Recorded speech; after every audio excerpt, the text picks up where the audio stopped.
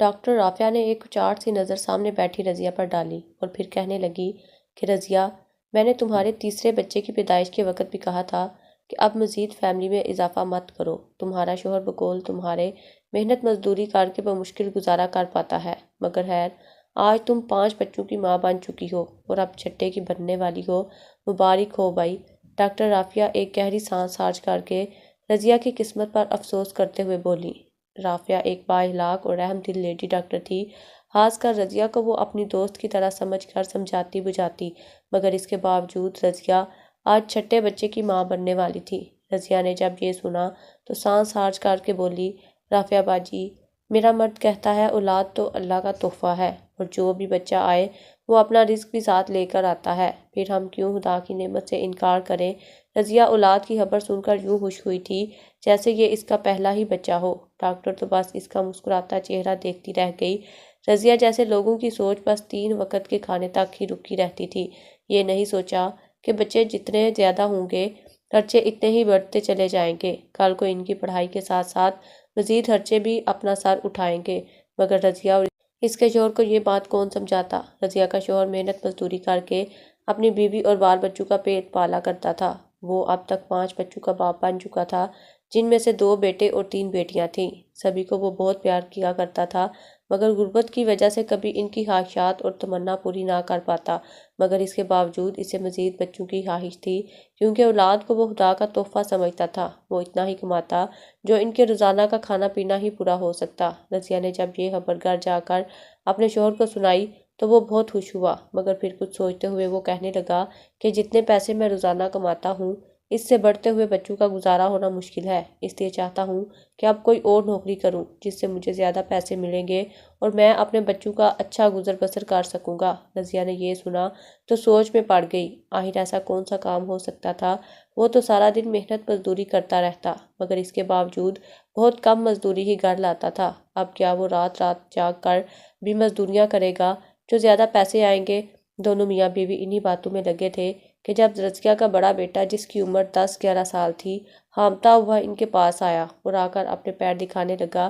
اس کے پیروں کے نیچے چھالے بن چکے تھے۔ وہ درد سے فوراً بستر پر بیٹھا اور گہرے سانس لیتے ہوئے کہنے لگا کہ اماں، کتنی بار تجھے کہا ہے اس بار جب لنڈا بازار جائے تو میرے لیے کوئی جوتے دیکھ کر لے آنا، مگر تو ہر بار ان چھوٹوں کی چیزیں لے آتی ہے اور مجھے کہتی ہے تو بڑا ہے صبر کر، اگلی بار تیرے لیے لے آؤں گی، نہ جانے وہ اگلی بار کب آئے گی۔ رضیہ کا بیٹا ناراضگی ظاہر کرتے ہوئے سر جھٹک کر بولا تھا۔ اس کی آنکھوں میں اس پل آنسو آئے تھے۔ احسن محلے کی دکان سے تھوڑی بہت چینی لے گیا تھا تاکہ آج دن کا کھانا وہ لوگ چینی کے ساتھ کھا سکے، مگر راستے میں اس کی بہن کے جوتے ٹوٹ گئے اور وہ گرم تپتی زمین ہونے کی وجہ سے رونے لگی کہ بھائی میرے پیر جل رہے ہیں، مجھے اپنے جوتے دو۔ احسن نے اپنی بہن کو دھوپ میں جھلستا دیکھا تو فوراً اپنے پیروں سے جوتے اتار کر بہن کو پہنا دیے اور پھر خود ننگے پیر ہی چلنے لگا۔ زمین شاید گرم تھی، اس کے پاؤں نیچے سے جھلس چکے تھے، یہاں تک کہ گھر پہنچتے پہنچتے اس کے پیروں کے نیچے چھالے بن کر پھٹ چکے تھے اور اب وہ گھر آ کر اپنی ماں پر غصہ نکال رہا تھا۔ جب رضیہ نے یہ سنا تو فوراً تڑپ کر بیٹے کے پاس گئی اور اس کے پیروں کو اپنی گود میں رکھ کر بولی کہ معاف کر دے بیٹا، تو جانتا تو ہے کہ تیرے چھوٹے بہن بھائی ابھی معصوم ہیں، ہمیں نہیں سمجھ سکتے، اس لیے ہم تجھ سے کہتے ہیں کہ تو ہی صبر کر لے، میں جلد ہی تیرے ابو سے پیسے لے کر تیرے لیے جوتے لے آؤں گی۔ اتنا کہہ کر وہ اس کے پیروں کا زخم دیکھنے لگی، جبکہ رضیہ کا شوہر یہ دیکھ کر کچھ سوچنے لگا اور بولا کہ تو آج سے میرے جوتے پہن لیا کرنا، میں ننگے پیر ہی مزدوری کرنے چلے جایا کروں گا۔ تینوں اس پل خاموش ہو چکے تھے۔ اب یہ بات رضیہ اور اس کے شوہر کو کون سمجھاتا کہ بچوں کی ضروریات خاص کر اس مہنگائی کے دور میں پوری کرنا انتہائی مشکل ہو چکی تھی۔ چند روز یوں ہی گزر گئے اور ایک روز رضیہ کا شوہر گھر آیا تو کافی خوش دکھائی دے رہا تھا۔ اس نے اپنے ساتھ مٹھائی کا ڈبہ بھی لایا تھا۔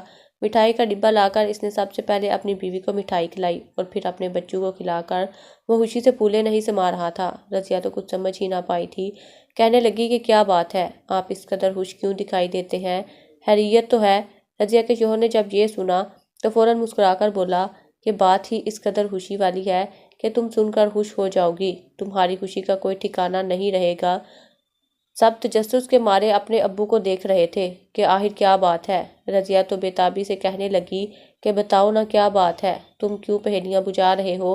اتنا سننا تھا کہ رضیہ کا شوہر کہنے لگا کہ آج میری ملاقات ایک ایجنٹ سے ہوئی تھی جو اپنے خرچے پر غریب لوگوں کو یونان لے کر جاتا ہے۔ اس کا کہنا ہے کہ وہاں پر ہمیں خود کام لگوا کر دے گا اور پھر ہمیں اپنے تنخواہ سے اس کا قرضہ اتارنا ہوگا۔ وہ پہلے بھی کئی لوگوں کو یونان لے کر جا چکا ہے جو اب وہاں جا کر لاکھوں روپے کما رہے ہیں۔ میں نے اس سے بات کی ہے۔ اس کا کہنا ہے کہ وہ مجھے بھی یونان بھجوا دے گا۔ سمجھو ہمارے برے دن ختم ہو چکے ہیں،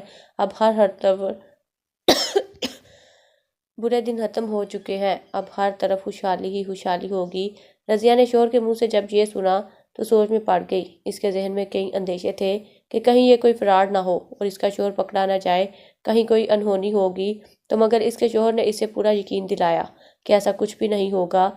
رضیہ بھی مطمئن ہو کر خوش ہو گئی اور بچے بھی خوش تھے کہ ہمارے ابو دوسرے ملک جا کر بہت سے پیسے کما کر ان کے لیے تحفے تحائف بھیجیں گے۔ جیسے جیسے رضیہ کے شوہر کے جانے کے دن قریب آ رہے تھے ویسے ویسے رضیہ کا دل اداس ہوتا چلا جا رہا تھا۔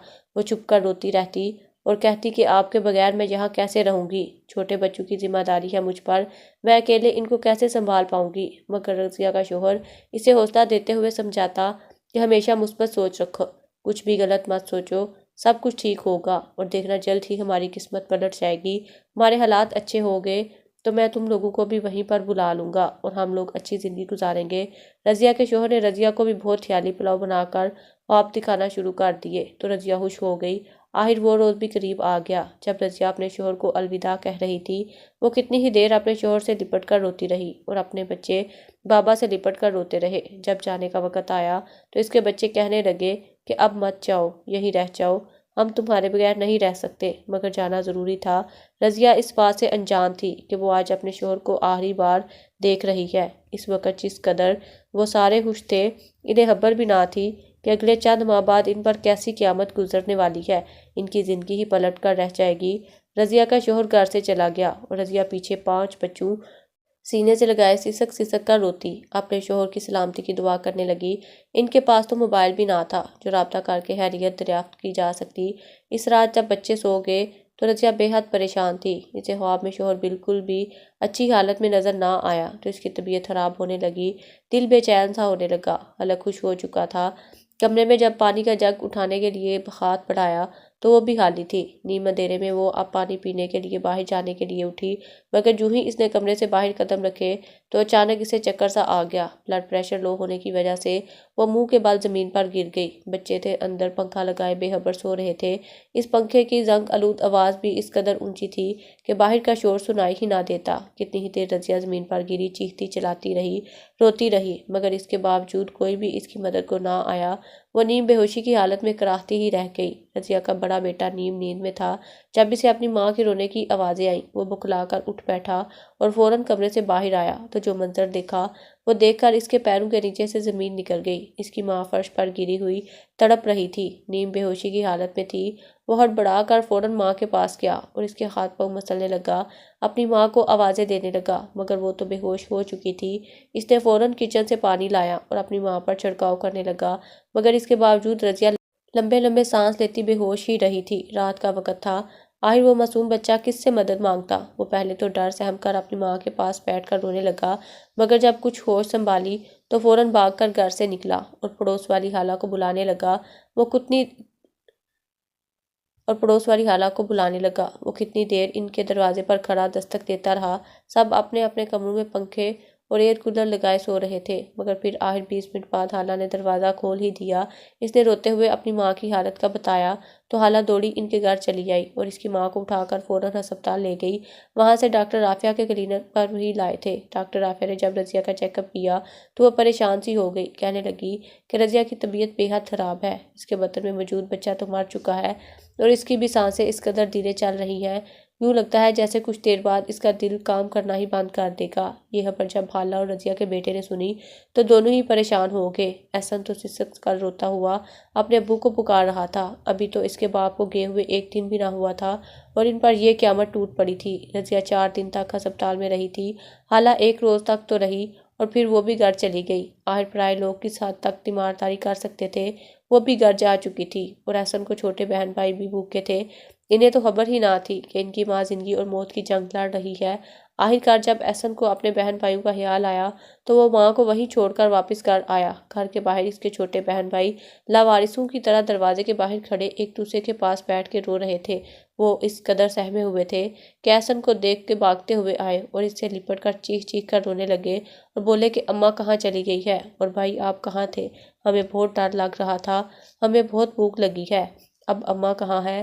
اس وقت دن کے 12 بج رہے تھے جبکہ وہ کل رات سے غائب تھے۔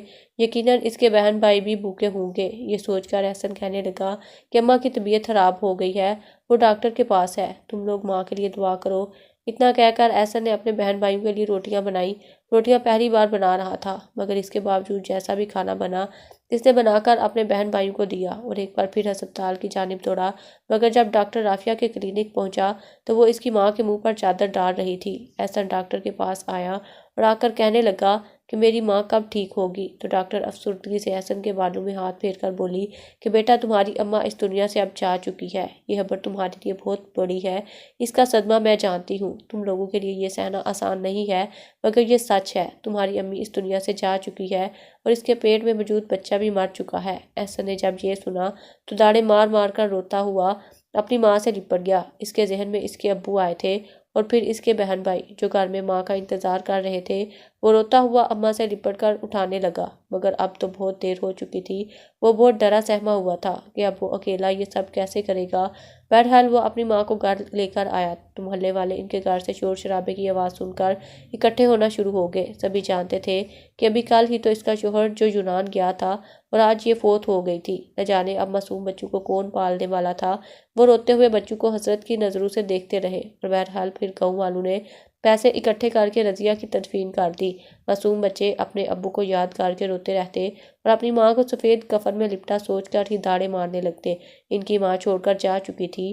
وہ احسن سے لپٹ کر بہت رو رہے تھے مگر اب احسن کو یہ فکر بھی ستا رہی تھی کہ وہ اکیلے اپنے بہن بھائیوں کی ذمہ داری کیسے اٹھائے گا۔ وہ تو صرف 11-12 سال کا ایک لڑکا تھا اور اس پر اب ایک بھاری ذمہ داری آ چکی تھی۔ کئی ہفتے یوں ہی گزر گئے، گھر میں موجود جمع پونجی بھی ختم ہونے لگی مگر نہ تو اس کے ابو کو ان سے رابطہ ہوا تھا اور نہ ہی احسن کو کوئی کام ملا تھا۔ اس ایک ہفتے میں اسے اتنا بھی وقت نہیں ملا تھا کہ وہ سکون سے بیٹھ کر 2 گھڑی اپنے ماں باپ کو یاد کر سکے۔ وہ صبح اٹھتا تو بہن بھائیوں کے لیے کھانا بنانا شروع کر دیتا۔ اسے کسی بھی چیز کا علم نہیں تھا، کبھی مرچ تیز کر دیتا تو کبھی نمک۔ وہ کھانا کھانے کے قابل بھی نہ ہوتا تھا مگر اس کے باوجود اس نے کبھی اپنے بہن بھائیوں کو بھوکا سونے نہیں دیا تھا۔ وہ ان کے لیے کچھ بناتا، انہیں تیار کرتا اور پھر گھر کی صفائی کرنے میں ہی اس کا دن گزر جایا کرتا تھا۔ دھیرے دھیرے اس نے اپنے بہن بھائیوں کو بھی سمجھایا کہ اب ان کو مضبوط ہونا ہوگا، تم لوگ مجھ پر انحصار مت کرو، اپنے کام خود کرنے کی عادی ہو جاؤ۔ اب ہماری ماں مر چکی ہے اور ابو تو یونان گئے ہیں، نہ جانے وہ یونان پہنچے بھی ہیں یا نہیں، یا پھر وہ بھی اماں کی طرح ہمیں چھوڑ کر ہمیشہ کے لیے جا چکے ہیں۔ اس لیے خود کو مضبوط بناؤ، اپنے کام خود کرو، ہم جب تک زندہ ہیں ہمیں پیٹ کی بھوک ختم کرنے کے لیے کچھ نہ کچھ کرنا لازمی کھانا ہے۔ اس لیے میں آج سے باہر جا کر مزدوری کیا کروں گا اور تم لوگ گھر کا دھیان رکھا کرنا۔ اس کی چھوٹی بہن بھائی فرما بردار اولاد کی طرح اس کی ہر بات ماننے لگے اور وہ اسی روز سے مزدوری کرنے کے لیے نکل گیا۔ وہ سب سے کم عمر مزدور تھا مگر اس کے باوجود وہ کام کرتا رہتا کیونکہ جانتا تھا کہ اگر وہ کام نہیں کرے گا تو اس کے بہن بھائی بھوکے ہی مر جائیں گے۔ اس کے علاوہ اس کے ٹوٹے جوتے میں تار ڈال کر اس نے جوڑ رکھا تھا مگر آج کام کے دوران جوتا چکنی مٹی میں پھنس کر ٹوٹ گیا۔ وہ ننگے پیر ہی کام کرتا رہا یہاں تک کہ کئی کنکریاں اس کے پیروں میں چبھتی رہیں مگر اس نے اف تک نہ کی۔ اس کی آنکھوں سے آنسو جاری تھے مگر وہ خاموش تھا کیونکہ وہ خود کو پتھر جتنا مضبوط بنانا چاہتا تھا۔ شام کو جب اسے چند 100 روپے مزدوری ملی تو وہ بہت خوش ہو گیا۔ اس نے ان پیسوں کو جیب میں ڈالا اور سبزی لے کر گھر آیا۔ بہن بھائی بھوکے بیٹھے اسی کا انتظار کر رہے تھے۔ اس نے تھکے ہارے انداز میں کھانا بنایا اور ساتھ خود سے چھوٹے بہن بھائیوں کو بھی کھانا بنانا سکھایا تاکہ جس روز وہ لیٹ ہو جائے تو بہن بھائی بھوکے نہ رہ سکے۔ عید الاضحیٰ کے دن قریب آ رہے تھے۔ گاؤں میں لوگ قربانی کے جانور لے کر گھومتے پھرتے۔ ایک سے ایک بڑھیا جانور دیکھ کر احسن کے چھوٹے بہن بھائی بھی خوش تھے۔ وہ کہنے لگے کہ بھائی اس بار ہم بھی قربانی کا گوشت کھائیں گے نا؟ احسن نے جب یہ سنا تو مسکرا کر کہنے لگا کہ ہمیں کون دے گا، یہ بڑے لوگ تو ہمیں گوشت نہیں دیتے۔ مگر اس کے باوجود احسن کے چھوٹے بہن بھائی منت کرنے لگے کہ اس باری پر ہم بھی گوشت کھائیں گے، کتنے سال ہو گئے ہم نے گوشت نہیں کھایا۔ ہمیں تو اس کا ذائقہ بھی یاد نہیں رہا۔ احسن نے ایک ٹھنڈی سانس خارج کی اور اپنے بہن بھائیوں پر ایک نظر ڈالنے لگا۔ اس کے بہن بھائی اسے افسردہ دیکھ کر تھوڑے پریشان ہوئے اور پھر کہنے لگے کہ بھائی ہم آپ سے عید پر کوئی تحفہ نہیں مانگیں گے، ہم وہی پھٹے ہوئے کپڑے پہن لیں گے، مگر ہمیں گوشت ضرور لا کر دینا، ہم گوشت کھانا چاہتے ہیں، اتنے لوگ قربانی کریں گے، کوئی نہ کوئی گوشت تو ہمیں ضرور دے گا۔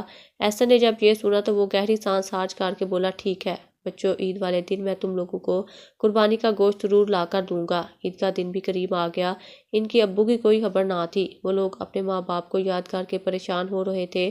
وہیں احسن صبح صبح ہی گھر سے نکل گیا، پھٹے پرانے کپڑے اور ٹوٹا ہوا جوتا جو اس نے کچرے کے ڈھیر سے اٹھایا تھا وہ پہن کر ہر گھر کے باہر پھرنے لگا جہاں جہاں قربانی ہونی تھی۔ لوگ جانور قربان کر رہے تھے اور احسن سوالی بنا ان کے پاس کھڑا ان سے گوشت مانگ رہا تھا، مگر سب نے کہا کہ شام کو آنا، ہم شام کو تمہیں گوشت دیں گے۔ یوں ہی کرتے کرتے شام بھی ہو گئی۔ جب دوبارہ احسن گیا تو وہ کہنے لگے، ہم تو گوشت پان چکے ہیں، تم نے آنے میں دیر کر دی۔ احسن دل برداشتہ ہو گیا تھا، گھر میں اس کے بہن بھائی اس کا انتظار کر رہے تھے کہ اس کا بھائی گوشت لے کر آ رہا ہے اور وہ لوگ آج گوشت کھائیں گے۔